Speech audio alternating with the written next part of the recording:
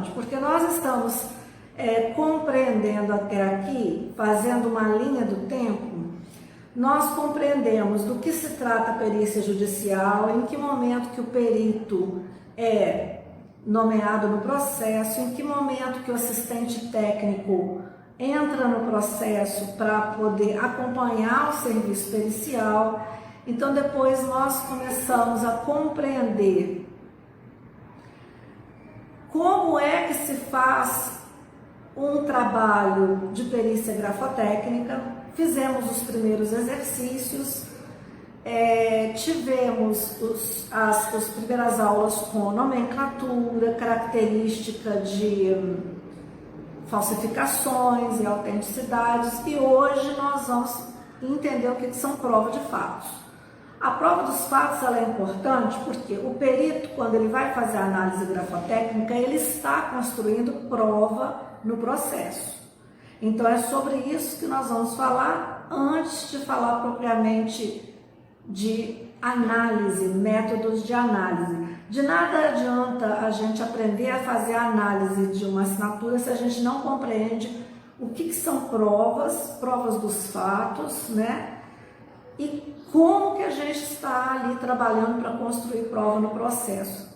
É muito comum que, não sabendo disso, um perito ele possa fazer uma análise de uma assinatura contestada ou de um documento contestado e não de fato concluir categórica e conclusivamente, ou então não conseguir construir prova dentro de um processo, e aí o seu laudo é impugnado. Então, para isso, nós vamos estudar o que são as provas dos fatos.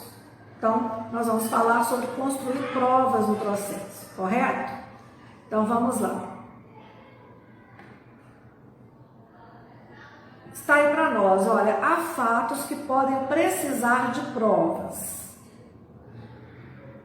Regra imposta pelo Código Civil é a de que sempre que houver exigência de forma especial, o ato só se prova por ela, na verdade, porque ela aprova, correto?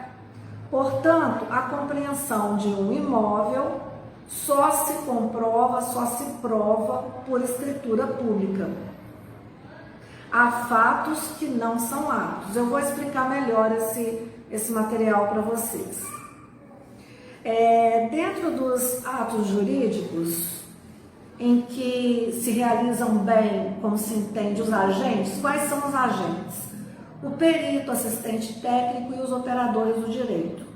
Operadores do direito são os advogados do réu, os advogados do autor ou dos autores, do corréu, dos coautores, né? E o juiz. Então, dentro dos atos jurídicos que se realizam, bem como se entende, o agente, ou verbalmente ou por escrito, surge a questão de como provar a existência de um fato. Precisando provar a existência desse fato, nós vamos precisar de testemunhas, documentos ou até perícias. Há fatos que não são atos, há fatos jurídicos que não são atos jurídicos, que podem precisar de prova. Como, por exemplo, a morte, o nascimento, a gente comprova isso com documento, né? Ou outros casos por meio do qual se pode solicitar uma perícia. Como que eu vou provar um fato ou um ato enquanto perito? O perito, ele constrói provas no processo. A gente estudou isso até aqui. Nós já sabemos disso, já falamos disso. Então aqui nós vamos perceber que existem diversas visões de diferentes formas sobre essas provas que o perito vai construir dentro do processo. Nós temos a visão dos operadores do direito, né, que são os advogados das partes autor, réu, a visão do juiz e a visão técnica. Qual é a visão técnica? A visão técnica é a visão do perito, é a visão do assistente técnico. Nesse momento, nós temos leigos. Quem são considerados leigos no momento em que a parte técnica entra no processo para construir essas provas, para que o juiz possa prolatar a sentença? Os leigos são os operadores do direito. Então, olha só, vou até repetir para ficar bem entendido para quem não está com o material em mãos. Quem está acompanhando pelo Instagram não está com o material dos alunos do curso que estão numa outra plataforma e estão de posse do material. Vou explicar melhor. Os operadores do direito, eles são experts na área deles, correto? Então, quem são os operadores do direito? São os advogados das partes, autor, réu, corréu, coautor e o juiz. Então, em um determinado momento do processo, surge alguma questão divergente que necessita resposta. Então, nesse momento, instalada a perícia, entra no processo a parte técnica. São eles, o perito nomeado em juízo e os assistentes. A partir desse momento que a parte técnica ingressa no processo, são considerados leigos perante a parte técnica, os operadores do direito, ou seja, os advogados dos autores, dos réus, corréu, coautor e o juiz tornam-se leigos diante da parte técnica. Isso é muito importante para que o perito possa construir a prova no processo, para que todos possam compreender, para que não ocorra ambiguidade dentro do laudo. Correto até aí? Então, aqui nós vamos perceber a primeira regra que nós temos para a construção de provas. Quando eu olho para cá, eu estou olhando para a câmera que está transmitindo no Instagram. Quando eu olho para cá, eu estou olhando para os meus alunos de uma outra plataforma que estão me vendo na câmera de cá, tá? Então, a primeira regra imposta pelo Código Civil é a de que, sempre que houver exigência de forma especial, o ato só se prova por ela aprova. Portanto, a compra e a venda de um imóvel, por exemplo, só se prova por escritura pública.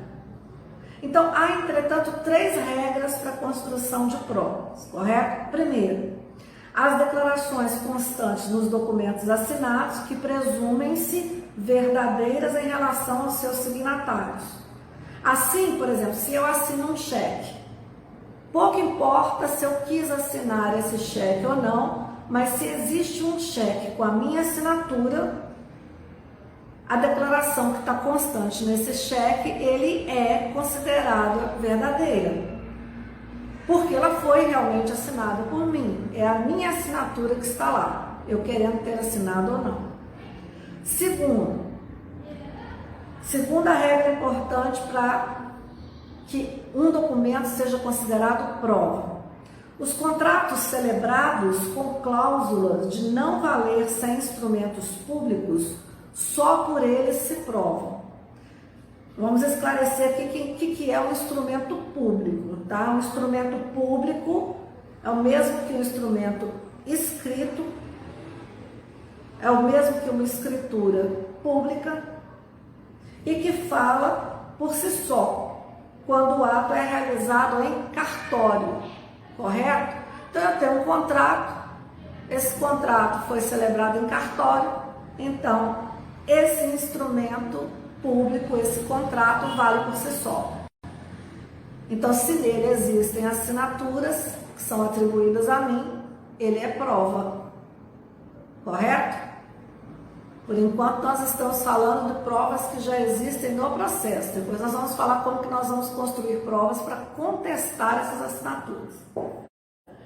A terceira e última regra aqui, de o que é considerado prova dentro de um processo, são as obrigações oriundas de atos celebrados por escrito, que são instrumentos celebrados por escrito, particular, que provam-se por essa escritura. Então, para vocês que estão acompanhando pelo material aqui, há, entretanto, essas 3 regras, resumidamente. 1. Declarações constantes de documentos assinados presumem-se verdadeiros em relação aos seus signatários. É o resumo do que eu falei anteriormente. Segundo, contratos com cláusula de não valer sem instrumento público. Tem uma correção aí. Só por este se provam. Terceiro, obrigações oriundas de atos celebrados por escrito. Provam-se por uma escritura por si só. Daqui a 10 minutinhos eu vou abrir para dúvidas, tá bom? Vou continuar. Para os demais atos para os quais a lei não prescreve forma específica, vale a regra de que poderão provar-se por. Aí é que entra a perícia, olha bem. Como é que se pode provar um ato, né, que não está previsto, que não tem uma regra ali? Eu vou provar como? A, por confissão, por documento público ou particular, por testemunha, por presunção ou por perícia. O que nos interessa é essa letra E, por perícia. Então, enquanto peritos, como que nós vamos nos valer de construir provas nos processos com as nossas análises, as imagens, aquelas que nós coletamos, aqueles padrões que nós fizemos coleta, aqueles padrões que a gente vai contestar? De nada adianta eu saber fazer a análise, saber fazer o confronto, se eu não souber o que é construir essa prova. Então, vamos analisar, por exemplo, o que a Constituição e o Código Civil traz para nós. A Constituição da República, né, artigo 93, consagra o sistema de persuasão racional. O Código Civil traz o artigo 131 também para a mesma situação, persuasão racional. A prova técnica, ela é extremamente racional. O nome técnico já é isso, neutra, racional. O juiz, ele é livre para apreciar a prova produzida pelas partes e que vai ficar contida nos autos do processo, porque o perito vai protocolar isso lá, no processo, no PJE, chegando à conclusão que deverá se pautar nas provas, revelando ser fruto de um raciocínio lógico. Mas o que são provas? Vou até olhar para outra câmera aqui um pouquinho. Olha só, historicamente, o sistema de provas sempre foi lógico, sempre foi racional. Daí a importância da matéria, construção de provas no processo. Eu falei que o Código Civil e o Código Penal, na verdade o Código Civil, o Código Penal, a Constituição da República, que é a nossa Constituição de 1988, elas trazem leis que tratam desse assunto.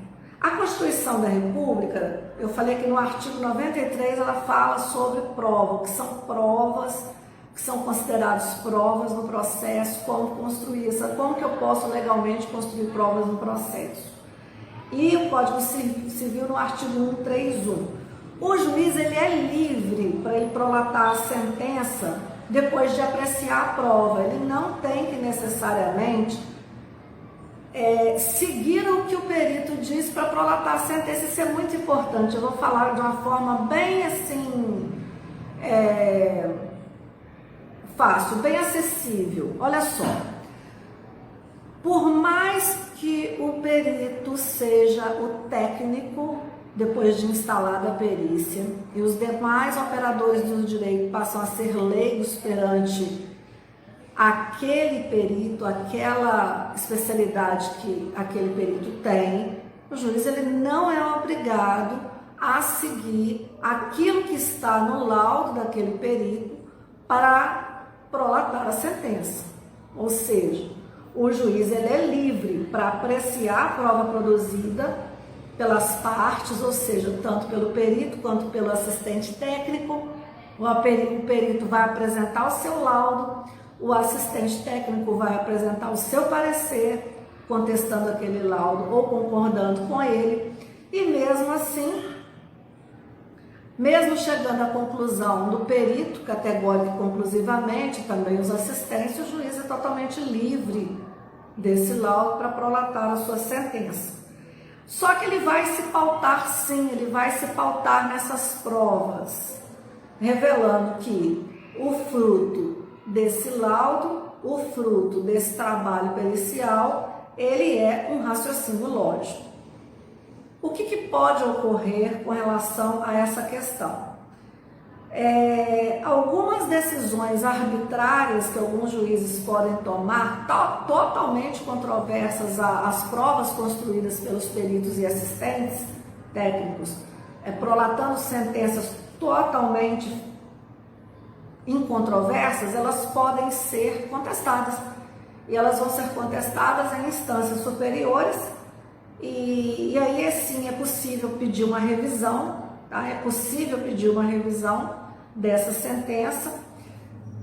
É um recurso simples, um pedido de reexame de prova, desde que se constate a total arbitrariedade, totalmente fora do raciocínio lógico.